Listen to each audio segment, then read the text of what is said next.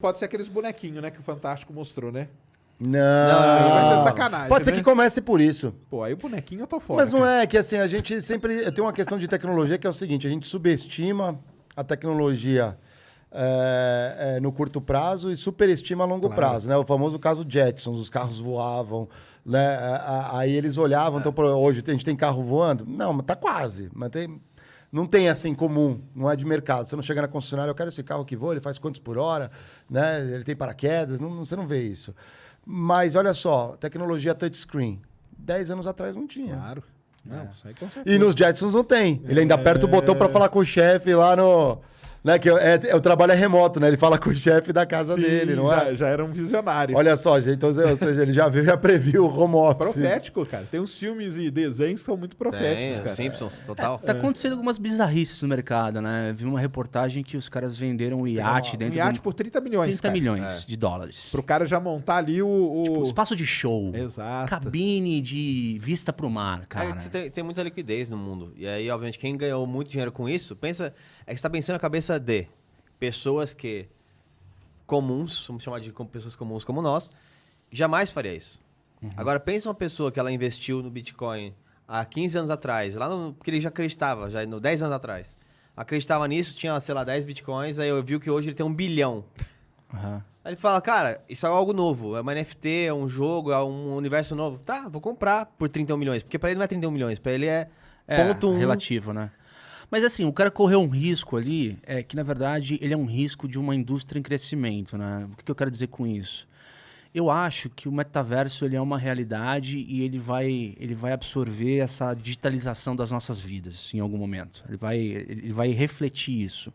Só que, cara, a gente está assumindo... O cara que comprou um iate dentro do metaverso X, ele assume que aquele metaverso ele vai progredir e se tornar um metaverso com um número de pessoas relevante. Só que eu acho que vão emergir vários metaversos que vão desaguar em poucos metaversos que serão relevantes na vida dos seres humanos. Sobrar no final poucos, né? Exatamente. É como se fosse uma competição. Puta, quem vai ser mais competente para reter essas pessoas dentro desses espaços digitais, entendeu?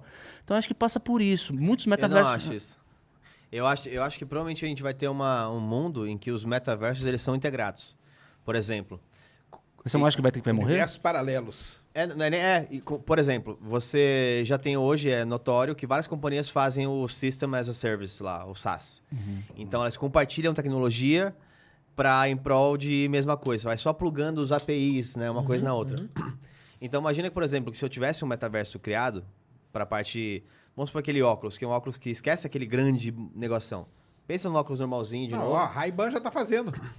A Ray-Ban, junto com a Meta, Ray-Ban com já Facebook. fez, cara. A Ray-Ban, aí o cara já tá usando o óculos da Ray-Ban, É cara. um projeto junto com... Você dirige, por exemplo, você olha uma loja, você vê os dados, você vê que se tem algum lançamento, você já consegue ver só de fora. E se você entrar em um bar, por exemplo, e olhar para outro lugar, tem um jogo ali. Então é o mesmo metaverso, só que vários metaversinhos que se integram no negócio. Porque já é o jogo que você gosta, já são as coisas que você gosta, e os caras já vão colocando aquilo pra você, né? Mas você acha que é uma coisa única que vão se conectar os pedaços, tipo um puzzle? Eu acho que sim, eu acho que vão ter coisas separadas, mas vai ter uma grande junção de mundos ali entre uma coisa e outra. Mas uma coisa que é interessante falar só, porque todo mundo que fala de metaverso fala sempre um caminho assim, né? A gente vê um caminho e vai reto. E até o Murilo Gun, que é um cara que veio da tecnologia, inclusive, já foi no Singularity, ele fala bastante agora, ele está numa vertente mais do real reality. Então, tudo na vida ela é um pêndulo e uma mola. Então, você vai esticando, quando comprime ela bate, ela vai gerando movimentos. Sempre, obviamente, aí a parte da física também, uma força para um lado... tende a uma força... Spin-off do mal, que eu chamo. Exatamente. Então é isso. Quanto mais tem pessoas que estão falando assim, cara, eu vou entrar no metaverso, vou comprar um naviozinho lá. A gente acabou de falar de um exemplo do sobrevivencialista. Que ele viver quer da natureza, viver da natureza, viver da terra. Não tem Então, mídias sociais, não vou ver YouTube. os polos eles vão se dividindo e o equilíbrio do mundo é como que isso vai indo pra frente. Se eu pudesse falar um pouco do outro lado, eu queria colocar aqui um ponto de reflexão, é o seguinte, né? Acho que o metaverso, coisas como essa, a gente pensar nisso até uma questão de da digitalização das nossas vidas, né? E quando você quer... Algoritmização. Algoritmização, digitalização dos nossos cérebros, né? Exato. Chega uma hora que a gente começa a pensar que nem uma linha de código, né? Exatamente. E é foda pensar nisso, porque quando você quebra um elo de relações humanas, pra onde a gente vai, mano? Isso aí. Entendeu? E aí? Então isso cria questões. Qual o E esse futuro é da outro lado. humanidade? Esse é o outro lado. Humanidade? A dualidade. Eu acredito nisso também, porque... Qual o futuro da humanidade? A dualidade. Mas deu certo, mas coube. Diego, o filósofo, critiquei aqui. Então é uma preocupação, assim, Claro. sabe? O que vem pela frente? Porque as coisas estão acontecendo e hoje, cara... Será que elas estão acontecendo?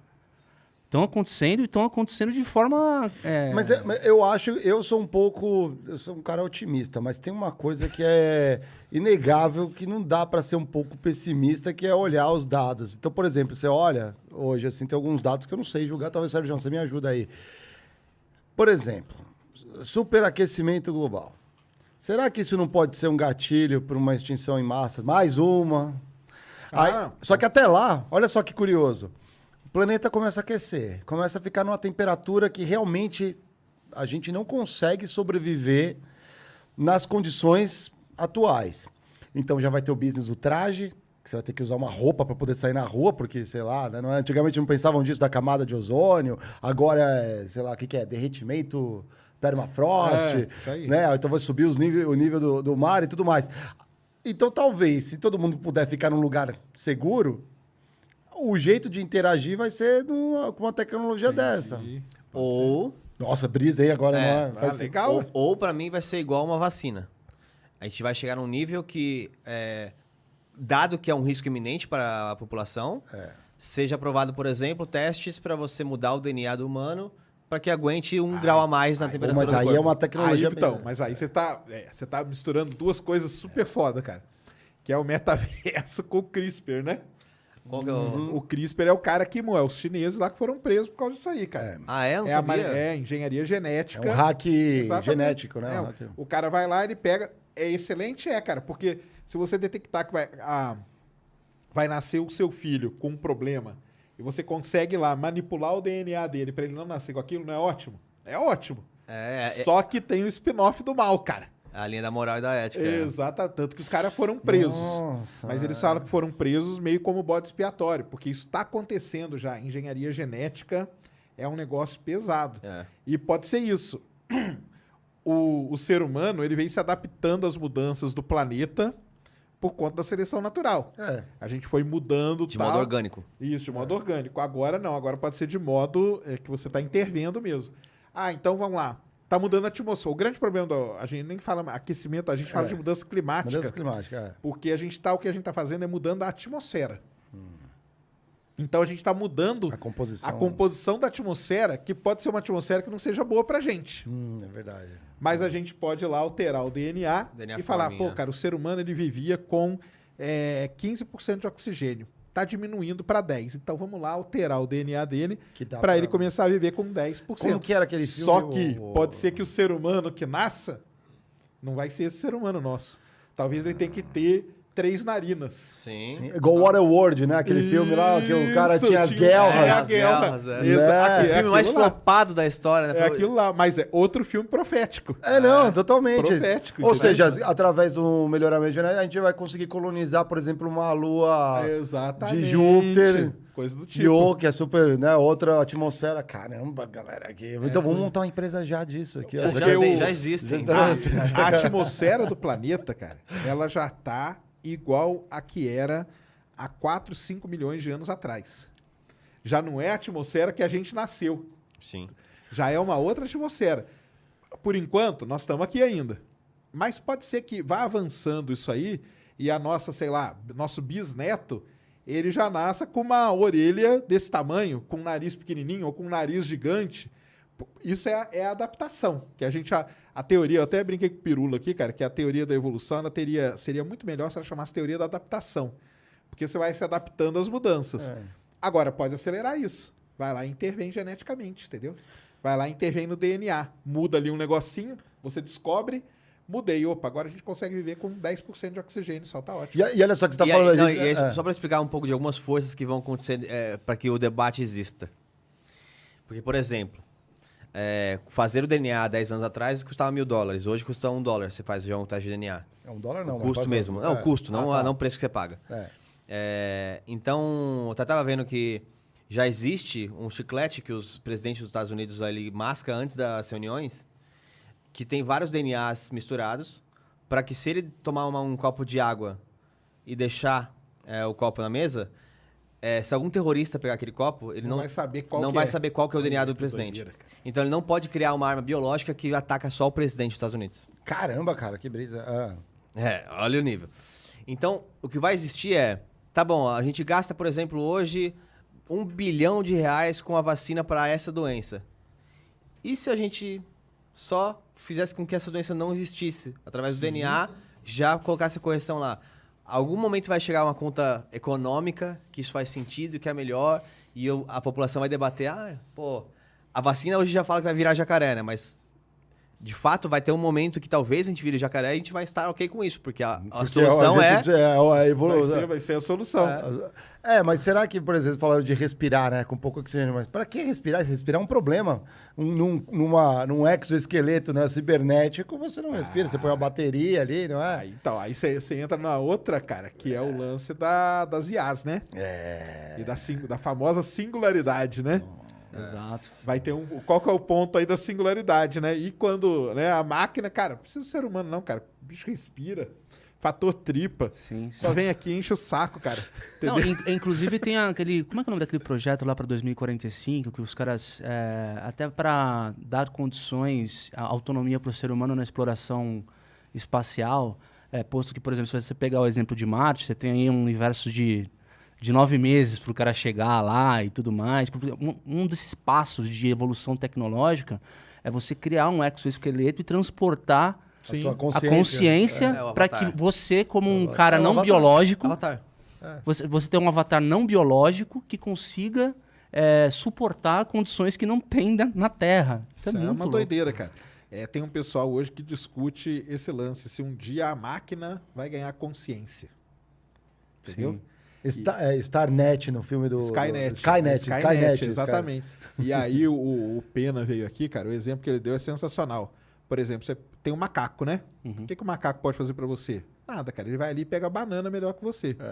E o dia que a máquina olhar pra você, falar, cara, o que o ser humano pode fazer pra mim? Nada, cara. Só me enche o saco. Larga esse cara ali no canto, cara. Fator tripa. O fator tripa, deixa ele no canto. Porque a máquina, a gente já consegue se reproduzir.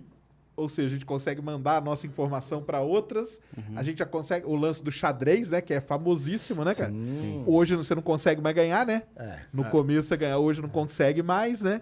E por quê? Ganha um tipo de consciência. Exato. Mas tem um debate aí, né? Será que o ser humano ainda assim, diante de toda a inteligência artificial e as tecnologias que estão emergindo, ainda assim é o cara que aperta o botão primeiro? Sim, não. Né? Eu acho que tem a sensibilidade humana, né, cara? Sim. Eu dou o exemplo do Fedor. O Fedor é um robozão russo. Colocaram ele dentro de uma nave e mandaram ele para a estação espacial. Ele fez até joinha na hora que ele decolou. Mandou joinha e tudo e tal. Essas naves, elas acoplam tudo automaticamente. Só que quando dá pau, o ser humano assume e faz acoplamento manual. O Fedor foi tranquilão, fez joinha, bandeirinha da Rússia. Na hora que foi acoplar, deu pau. E aí ele não assumiu. Ele não assumiu. Se ferrou ainda, né? Se ferrou. Tiveram que dar várias voltas lá até corrigir o problema e acoplar automático. Mas essa é a pergunta, entendeu? Será que teremos máquinas autônomas a ponto de realmente não precisar da figura do ser humano? Isso é o que está caminhando, né, cara? O Black Mirror, esse papo. Não, Black Mirror total, cara. E aí, a escada de evolução tecnológica para a exploração espacial, os caras falam que o último estágio é o holograma. É você ter é o metaverso, né? É você ter a presença do ser humano ali de uma forma que você nem precise, de fato, de um instrumento ali, de um exoesqueleto, etc. Você vai ter presença com a sua consciência em lugares sabe-se lá Deus aonde no espaço, porque você vai ter condição. É o que a gente falou, cara. Por que nós vamos para Marte se a gente pode pôr o Marte no nosso metaverso? E vamos todo mundo se encontrar lá na beira do Monte Olympus, entendeu? Acho que também tem aquele lance da gente querer perpetuar a espécie, né? Sim. Aí vem o paradoxo de Fermi, aquelas coisas todas. Mas aí pro metaverso funcionar, uma tecnologia espacial que tem que estar boa é o 5G, né? Que o pessoal fala, né? Ele tem que estar bombando, né? Mas vem, né? Esse vem, né? Vem, né? Acho que o 5G vem, né? Vem se não tiver a galera aí que inventa história com a tecnologia aí, né? Até a disputa política por cima, né? Tem dois gatilhos, né? Acho que é o 5G e a computação quântica, né? Que tá chegando aí, vai ter os primeiros casos de uso. Mas o problema o grande lance da tecnologia 5G é que os caras esperam acabar com a latência. Sim. Então você vai baixar, fazer download instantâneo dos mais diversos tipos de arquivo. E quando você fala de metaverso, você fala de processamento, as coisas podem começar a acontecer instantaneamente com esse tipo de tecnologia. Você acaba com Não, tudo. mas o que o pessoal fala para ele funcionar tem que ser, né? Tem que ser um negócio assim, né? Porque se for aquele negócio... Meu filho que falou, ele viu a matéria no Fantástico, foi muito engraçado. Não, mas nós vamos ficar assim, ó, e não vai ser legal. Durão, né? Durão. Não. Falei, não, mas aí vai estar o 5G, você vai estar tranquilo. Legal. Como a cabeça da criança é muito legal, né? Ele falou, não, mas você vai estar assim? Assim não tem graça nenhuma. E outra coisa, o quanto tem para melhorar no acabamento e na perfeição de um metaverso que realmente pode se assemelhar a essa sala que a gente está fazendo podcast agora. E ter as mesmas sensações. Será que a gente vai conseguir chegar numa sala, num podcast, onde no metaverso vai ser exatamente aí, ó, igual? Podcast no metaverso e aí. Cara, eu acho que talvez demore, mas vou falar que tecnicamente é possível. Não vou cometer essa gafe, mas é aquilo. Se a gente pode pensar, a gente pode criar, né? Então, talvez demore um tempo, mas a gente pode criar. A real é que tudo que a gente sente, vê, cheira, está sendo processado no cérebro. Sim. Então, seria possível você falar assim, será que vai ser tão real quanto estar aqui? Tecnicamente, ou em teoria, você pode criar os mesmos impulsos de cheiro, de gosto, de visão na cabeça e você pode estar com o olho fechado. Nossa, Sim, isso é já muito tem. Black Mirror, hein, mano? Não, mas a gente... Não, domingo lá... Vocês não viram o Fantástico, né? Não? Não viram? Não vi. Então, o Fantástico fez uma reportagem... O Metaverso, ele ganhou. O Fantástico fez uma reportagem, cara. E o repórter do Fantástico foi entrevistar o cara do Meta. Entendeu? Esse daí eu vi. Aí Mas não esse. que foi aqueles bonequinhos, Isso. entendeu? Tá. Aí meu filho olhou e falou, mas esses bonequinhos, eu prefiro o Fortnite. Exatamente, porque não tá legal. Muito melhor, não tá legal. Aí o cara falou assim, reproduziu uma mesa de reunião. Aí ele chamou o cara do Fantástico, lá dentro do Meta. Falou, senta aqui do meu lado, mas não pode encostar. Encostar não tem isso ainda. Entendeu? Mas eles fizeram... Ele fez a entrevista lá no Meta, os dois sentados igual a gente E aqui. o cara com uma luva pegando Então, objeto, né? Mas já tem o estudo que se você aí você pode colocar até no YouTube, deve ter para achar. Aqueles cientistas estavam avaliando a percepção do tato, Sim. que colocavam uma perna de uma boneca e aí era um espelho na sua frente, o que você via era, na verdade, a perna de uma boneca. E aí o cara pegava um espeto e espetava na perna da boneca. E as pessoas todas elas sentiam. Entendi. Porque elas estavam tão... São várias pessoas de frente, assim, ó. E elas fazem isso com uma boneca. Caralho. E as pessoas sentem. Ô, louco. Porque é aquilo... Elas estão tão ali, né? Porque é parte do que seu cérebro processa, que é a mesma coisa que, por exemplo, você pode ver em veteranos de guerra, que eles sentem dor no membro que eles não têm mais. Sim. E aí tem aquele negócio de... Claro. É a mesma coisa. Membro fantasma. Membro fantasma, Exato. isso aí. É a mesma